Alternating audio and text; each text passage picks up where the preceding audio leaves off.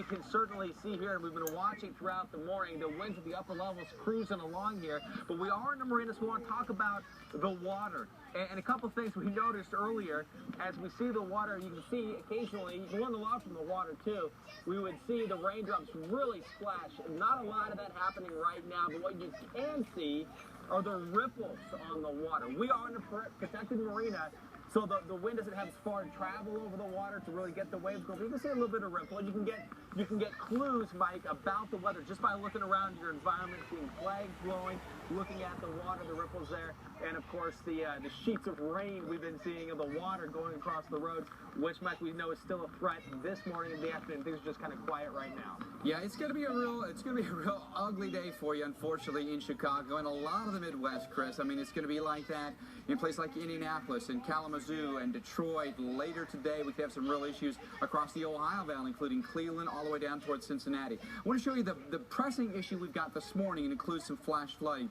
Iowa and Missouri have been hard hit.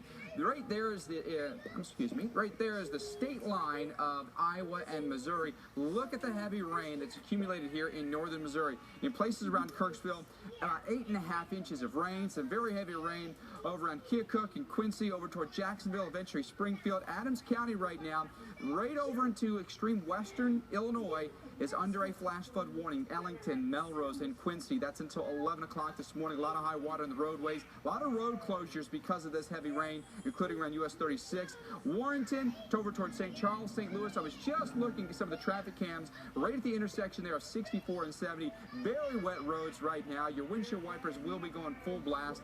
Heavy rain now rolling into South Bend. Another slug coming from Ottawa into Chicago. You'll get hit with that again later on this morning. Chicago, light rainforest at the moment. No significant delays at the airports, but I'm sure the highways are jam-packed. Take the CTA this morning. The Dan Ryan will be a mess. St. Louis.